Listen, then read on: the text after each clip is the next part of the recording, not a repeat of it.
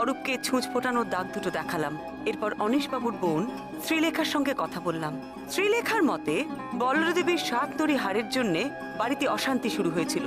বড় মেয়ে অহনা হারটা বারবার চাইতো, যাতে শ্বশুর বাড়িতে তার মুখ উজ্জ্বল হয়। ওনার মেজ মেয়ে আভিরি হারটা চাইতো নিজের ব্যবসা শুরু করবে বলে। আর ছোট মেয়ে বর্ণা সে চাইতো যাতে মা বেঁচে থাকাকালীন সেই হারটা বিক্রি করে সে পয়সা তাদের 3 বোনের মধ্যে ভাগ করে দেন। কিন্তু বল্লরী তার 3 মেয়ের মধ্যে কাউকেই সেই হারটা দিতে রাজি হননি। ওনার ভাসুরপো বিতান সে কোনোদিন সেই হারটা চায়নি। তবে তার মেয়ের অসুখ জানার পর বিতানেরও টাকার প্রয়োজন হয়েছিল। তার মানে বিতানেরও হারের উপর ইন্টারেস্ট ছিল? না না, নজর ছিল বলা ভুল। আসলে রেখিয়ার অসুখের গোড়ার দিকে বৌমার প্রায় সবকটা গয়নাই চলে গিয়েছিল। তারপর থেকে বিতানের পাগল পাগল অবস্থা। বৌদি তো রেখিয়াকে প্রাণের চেয়েও ভালোবাসত। রেখিয়ার অসুখের কথাটা শোনার পরে বৌদি শয্যা নিয়েছিল। তারপর যখন বুঝলো যে বৌদি যদি শয্যা নেয় তাহলে সংসারটাই অচল হয়ে যাবে, নিজের মনটাকে শক্ত করে উঠে বসল। তারপর একদিন সবাইকে ডেকে পাঠান। ডেকে ডেকে কি বললেন? এইটা বলার জন্য যে বেতানের মেয়ের অসুখের জন্য তিনি ওই হারটা দিয়ে দিতে চান।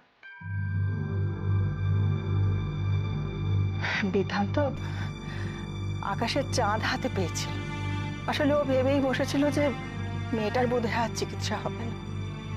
তারপর যখন হারটা পাবে বলে ভাবলো, তখন অন্তত এটুকু ভাবলো যে মেয়েটার বিনা চিকিৎসায় পড়ে থাকবে না। রিকিয়াকে উনি খুব ভালোবাসতেন, তাই না? ভালোবাসতেন মানে রেখিয়া তো বৌদির প্রাণ ছিল, সবচেয়ে আদরের নাতনি। রিখিয়াও যেমন তার ঠাম্মাকে ভালোবাসতো, তার ঠাম্মাও তেমনি রিখিয়াকে ভালোবাসতো।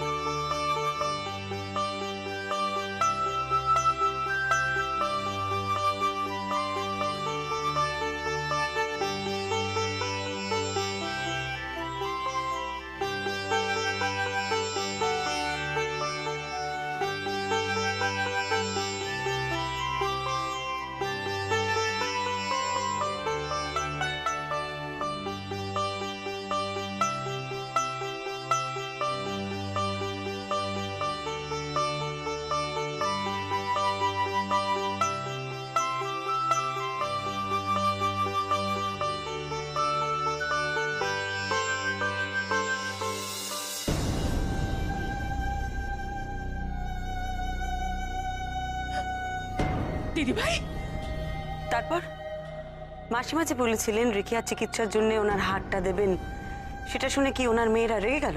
রেগে গেল মানে? তারপর যে বাড়িতে কি শুরু হয়েছিল আমি আর কি বলবো, শুধুমাত্র আপনি বলেই আমি বলতে পারছি। দিন রাত অশান্তি, ঝগড়া। অহনা তো তার শ্বশুর বাড়ির পাট প্রায় চুকিয়ে দিয়েই বাপের বাড়িতে বসে থাকলো। আর দিন রাত 3 মেয়ে মিলে তাদের মাকে অনবরত চাপ দিতে থাকলো যে ওই হার কিছুতেই বিতানকে দেওয়া চলবে না। বৌদির বরাবর গর্ব ছিল, প্রায় বলতো আমাদের অবস্থা হয়তো পড়ে গেছে, কিন্তু আভিজাত্যটুকু আছে। বৌদি হয়তো ভেবেছিল যে মেয়েদের এমন শিক্ষা শিক্ষিত করতে পেরেছে তাদের টাকা পয়সা না থাক, ভালো মানুষটুকু হয়তো হয়েছে। ভুল। শেষের দিকে মেয়েদের এই ব্যবহার বৌদিকে খুব আঘাত দিয়েছিল। খুব চাপা স্বভাবের মানুষ ছিল, মনের মনের কথা প্রকাশ করতে পারতো না। শুধু আমাকে মাঝে মাঝে বলতো। তার মধ্যে দিয়ে কি ঝড় বয়ে চলেছে।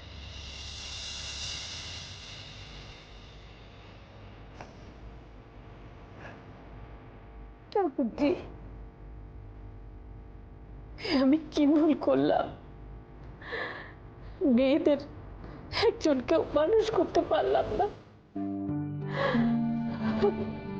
এভাবে আমার এত লজ্জা করছে। আচ্ছা, তুমি কেন এরকম করছো?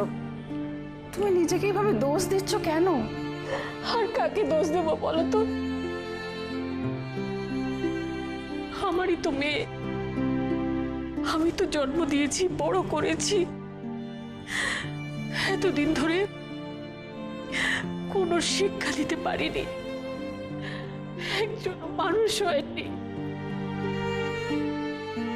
ওইটুকু একটা মেয়ে মরতে বসেছে, তার প্রতি কোনো টান নেই, দয়া মায়া নেই, কিচ্ছু নেই।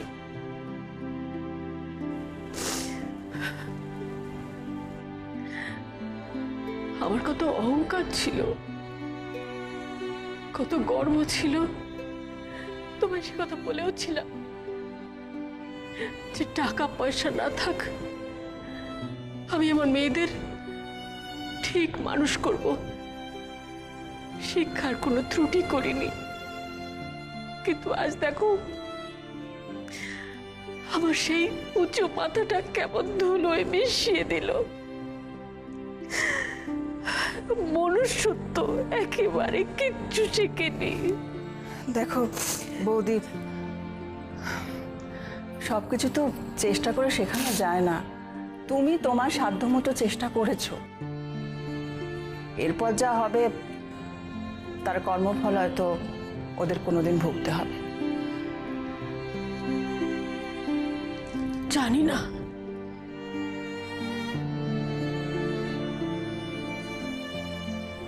বিতান ওদের নিজের ভাই নয়, কিন্তু রক্তের সম্পর্ক তো। তার মেয়েটার ওই অবস্থা, তার জন্য তোরা একটু ভাববি না? একটা হাড়ের জন্য শিয়াল কুকুরের মতো নিজেদের মধ্যে খেয়ে খেয়ে করবি। বৌদি বৌদি, এসব কথা ভেবে নিজের শরীরটাকে কেন কষ্ট দিচ্ছ তুমি? আর শরীর, জানো তো, আমার নিজের উপর খুব রাগ হচ্ছে। আমি আমি পুরোপুরি ব্যর্থ। দেখো বৌদি, শেখানোর দায় যে শেখায় তার উপর যেমন বর্তায়, তেমনি যারা শিখছে তাদের ওপরও বর্তায়। তুমি তোমার যথাসাধ্য চেষ্টা করেছো, বাকিটা ওদের ওপর ছেড়ে দাও।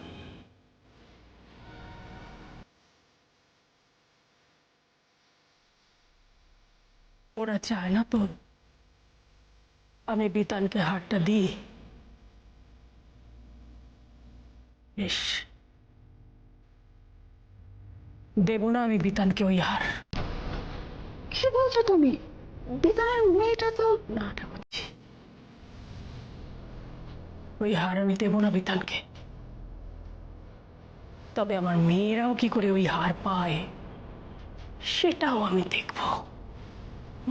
মানে কি করবে তুমি?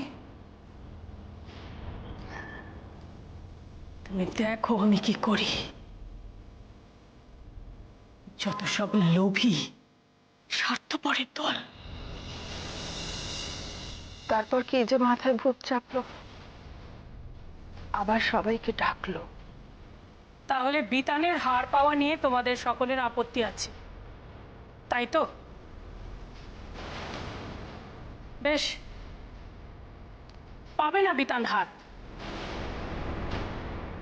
আজ থেকে 3 দিনের মধ্যে যে এই হার প্রথম আমার কাছে চুরি করে নিয়ে আসতে পারবে, আমি কথা দিচ্ছি এই হার আমি তাকে দেব। এটা গত পরশুর ঘটনা না? হ্যাঁ। হুম, ঠিক আছে পিসিমা, আমি আজ আসি। আজ আপনাদের বাড়িতে অনেক ঝামেলা, তবে আমি কিন্তু পরে আবার আসবো। আপনাদের সকলের সাথে আমার একটু কথা বলা দরকার। হ্যাঁ, নিশ্চয়ই কথা বলবেন। আসি। পিসিমা, আপনার কি মনে হয় আপনার বৌদিকে কে খুন করতে পারে? আমি মানে আমার ঠিক মাথায় কিছু আসছে না। সবাই তো নিজের আত্মীয় স্বজন, কি একটা হারের জন্য মানুষটাকে খুব, না না, এই ব্যাপারে আমি কিছু জানি না। আমি আমি কিচ্ছু জানি না, কিচ্ছু না।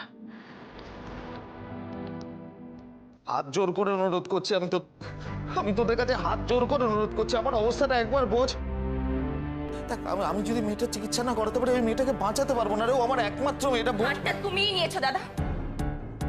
আর এখন এসব কথা বলে সিম্প্যাথি গেইন করার চেষ্টা করো না। তুমিই মেরেছো, লজ্জা করে না? ছি! কি বলছিস তোরা এটা? হ্যাঁ, কাকিমা আমার মায়ের মতো। আর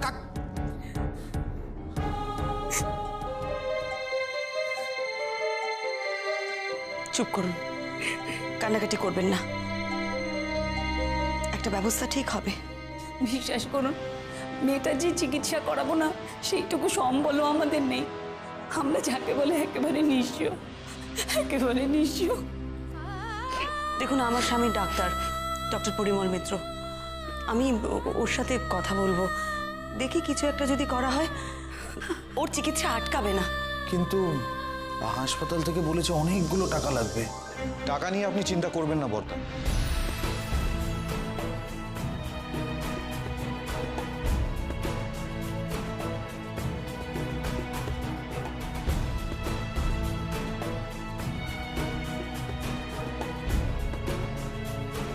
যত টাকা লাগে আমি দেব, আপনি রিখিয়া ট্রিটমেন্টটা শুরু করুন।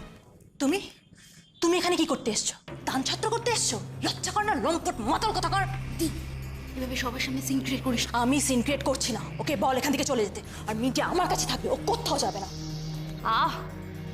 এসব কথা পরে হবে।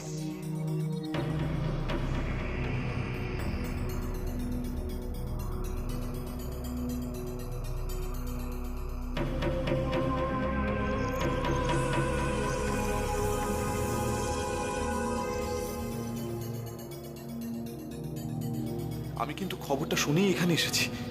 কে বলেছে আসতে? কি দরকার ছিল এখানে আসার?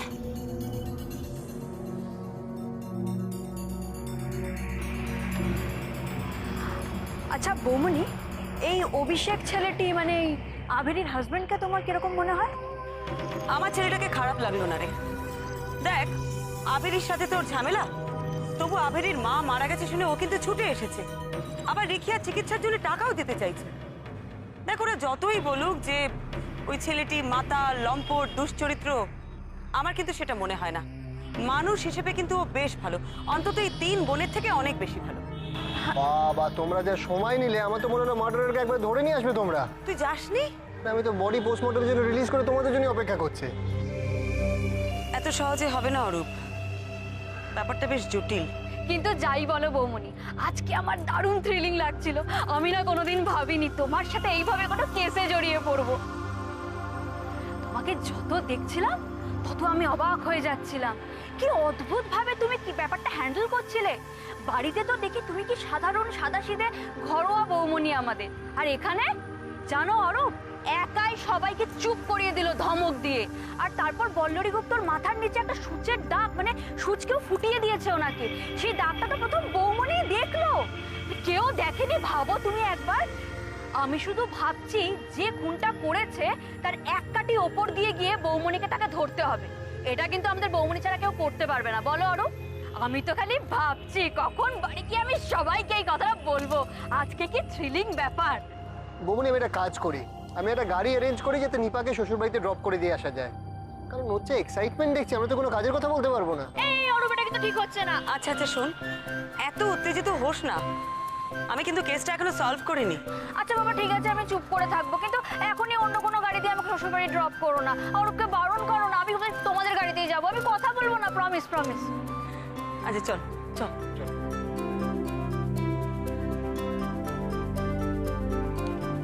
অরূপ, ওই বল্লরী গুপ্তর বাড়িতে তুই একটা গন্ধ পেয়েছিলি ওনার বডির কাছ থেকে?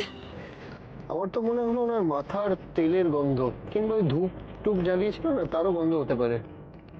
না রে, শুধু ধূপ আর তেলের গন্ধ নয়, ওটা ছাপিয়েও আরেকটা গন্ধ আসছিল আমার নাকে। কিসের গন্ধ ঠিক বুঝতে পারলাম না। আচ্ছা শোন, পোস্টমর্টম রিপোর্টটা কবে আসবে রে? কাল বিকেলের আগে তো পাওয়া যাবে না।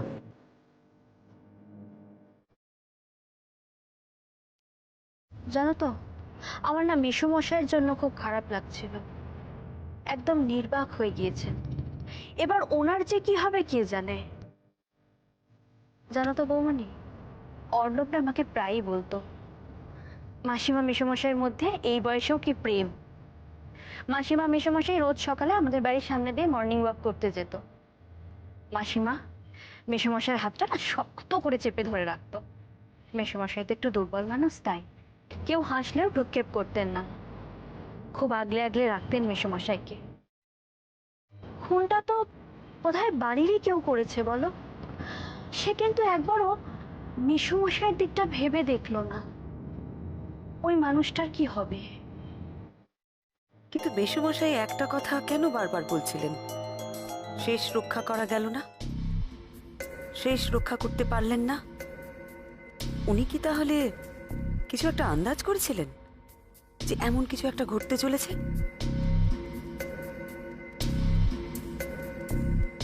বাড়ির সকলের সম্পর্কে অনেক কথা জানলাম, কিন্তু অনিশ গুপ্ত সম্পর্কে কিছুই তো জানা হলো না।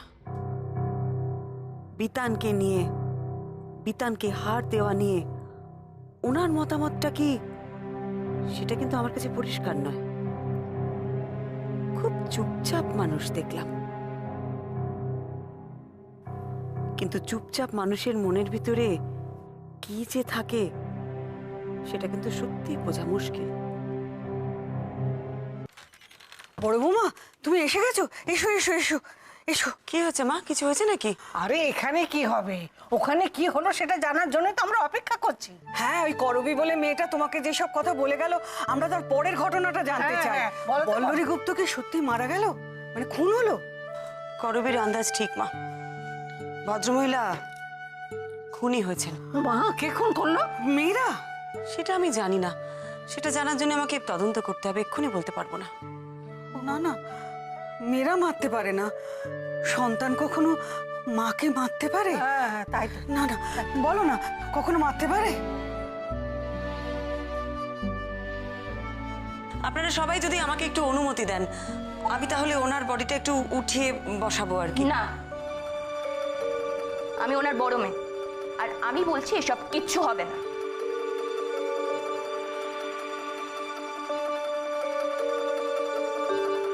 আপনি হঠাৎ করে আমার মায়ের শরীরটা উঠিয়ে দেখতে যাবেন কেন? দেখতে চাই কারণ আপনাদের মায়ের মৃত্যু হয়েছিল ধ্যান করতে করতে। আশ্চর্য তো, তাই বলে আপনি আমার মায়ের শরীরটা উঠিয়ে দেখবেন? দেখুন, আমিও বলছি আপনি এক্ষুনি এখান থেকে বেরিয়ে যাবেন, না হলে কিন্তু আমি বাধ্য হব আমার হাজবেন্ডকে দিয়ে পুলিশ ডাকাতে। তোমার কি ভীমরতি হলো নাকি? শ্মশানে যাওয়ার জন্য সব রেডি, আর উনি এখন মায়ের ডেড বডি নিয়ে টানাহেচড়া করবেন? অনেক হয়েছে, এবার আপনি ছেড়ে দিন, রেহাই দিন আমাদের। আপনি তখন থেকে চেঁচে পড়ে এসে আপনি কেন অশান্তি টেনে আনছেন? আপনি বললেই তো তা হয় না, আর আপনাকে আমরা ইনভেস্টিগেট করতে ডাকিও নি। জানি না মা, আমি এখনো কিচ্ছু বুঝতে পারছি না। আজও ডাক্তারবাবু লেট। হ্যাঁ, ডাক্তারবাবু তো রোজই রাত। ডাক্তারবাবুর ফোন দেখো। চুপ কর। হ্যাঁ ডাক্তারবাবু, ফোন করেছিলাম। হ্যাঁ, দরকার ছিল তাই তো করেছিলাম। শোনো না, বলছি যে একটা 16-17 বছরের মেয়ে, লিউকোমিয়ার পেশেন্ট, অ্যাডভান্স স্টেজ। কোনো হসপিটালে ব্যবস্থা করে দিতে পারবে? না না, টাকা পয়সা অত খরচ করতে পারবে না ওরা, একটু সস্তায়। ওর বাবা খুব গরিব ডাক্তারবাবু, ওদের অবস্থা একেবারেই ভালো না। বলো না, পারবে? সত্যি? Thank you. ঠিক, আচ্ছা শোনো না, কখন ফিরবে বাড়ি? ও ঠিক আছে।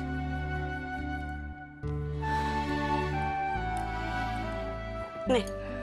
বৌমনি, তোমার একটা কথা বলি? বল। কেসের সাথে তুমি কিন্তু আবার মানসিকভাবে জড়িয়ে পড়ছো, এটা পরে প্রবলেম হবে।